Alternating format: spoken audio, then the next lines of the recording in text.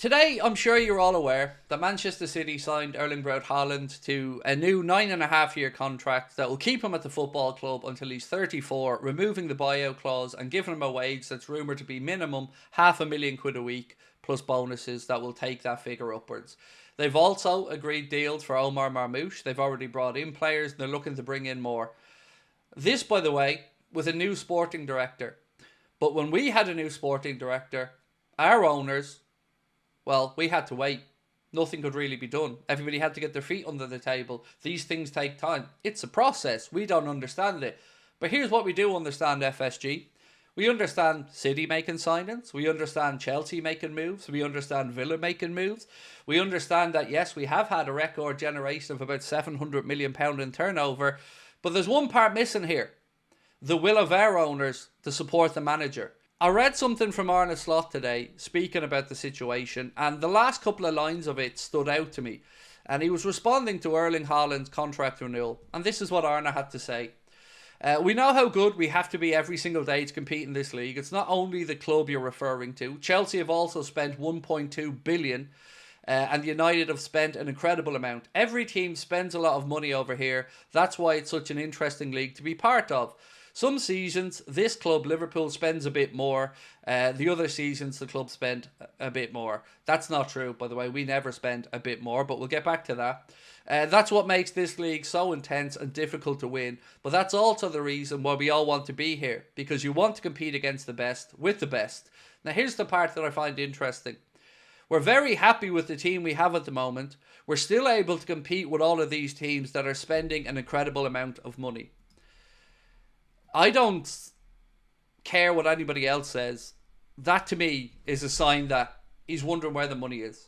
Now, he has to say he's happy with the team and he's happy with the squad. He has to say that, but he's not showing that when he's not playing Elliott and Chiesa and they're not getting a look in, but they're taking up places on the bench. They're not there. They're surplus to requirements if the right offer comes in. So I think Arne Slot, maybe when he came to the league, slightly underestimated the expenditure of other clubs in it and maybe thought that Liverpool would compete, but they've done nothing. They've done nothing to back this man. They've done nothing to have any goodwill with the fan base. All that they've done is got the people who they're always on side with them to once again come out and lay the groundwork with the excuses, with the pandering to the owners, and it's pathetic. And I sat here last night and I finished my stream and I had my head in my hands and I sat in the chair and I thought to myself, give it up. Stop it. Knock it on the head. It's not healthy. It's not good for you. It's not good for your family. Give it up. And then I got up this morning. Well, I lied to you. I say this morning. I got up this afternoon because I keep sleeping weird hours. And I looked at my phone. And my phone was inundated with messages, with emails. Then my phone started ringing. I had people who I haven't spoke to in a while, but people who want a voice to speak up. And it really made me understand that despite what people try to make me believe I amn't that. I'm a realist. And I'm somebody who just wants the best for the football club. And I always keep underestimating the support that I have and the people who feel like they need a voice. It's very easy to come in and vilify us, like that idiot earlier on, trying to call us a cult, not understanding what we're about, not understanding why we're angry. We're all aware we're top of the league. Nobody's questioning the football we're seeing on the pitch. Nobody's unhappy with Arne Slot on the team and the fact that we're top of the league. But we are intelligent people. We have seen these things happen before and we've seen the fall away. And we've seen it time and time again. And every window, without fail, the excuses come out. The James Pearces of this world come out to measure expectations and temper the beliefs of fans. And it isn't good enough. And people need to call this stuff out. Now, I spoke in support and I stand by those fans who want ticket prices knocked down. But this can't be the only time that the owners of this football club are called out. When it hits people's own pockets, it needs to be called out when they don't spend. Because as that letter correctly pointed out, revenues in football are growing, never ending. TV rights deals are incredibly high. The valuation of our own players is going up and up. The valuation of the club is going up and up and up. But we're not getting the investment. So whichever side of the debate you're on, I hope that you're unhappy with the lack of support the managers have been given financially from these owners. Because despite the fact that yes, we are top of the league and yes, we are doing great, Don't take that for granted. That can move quickly. That can change quickly with an injury or two. And we shouldn't have to always find a way to be smarter than everybody else, to outpunch our way. We have the resources financially to compete. We aren't asking for 3, 4, 500 million quid to be spent every window, despite what Ian Doyle and some others try to vilify us all with. We're asking to be competitive in the market. We're asking for Liverpool Football Club and their owners to do what others have done, which is invest in the squad, invest in the future of the club, and pay the people who've got the success a wage that signifies the importance to the club and their stature in world football. Right now, Mohamed Salah and Virgil van Dijk and maybe Trent Alexander-Arnold have all sat there looking at the lowball offers the club have given them, offers they deem unacceptable to them.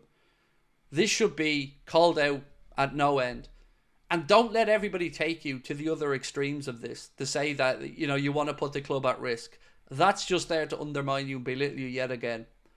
We have to call this out, or Arne Slot and the boys are going to be ended up being disappointed again with another season that could have gone one way, but maybe didn't go all the way we wanted it to because of that lack of investment.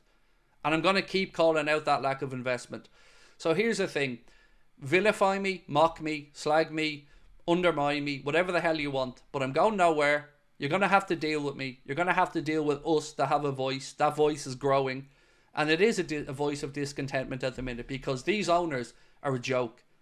These owners are not fitting of owning this football club because they've no interest in keeping it competitive on the pitch. They get lucky with managers who are overperforming.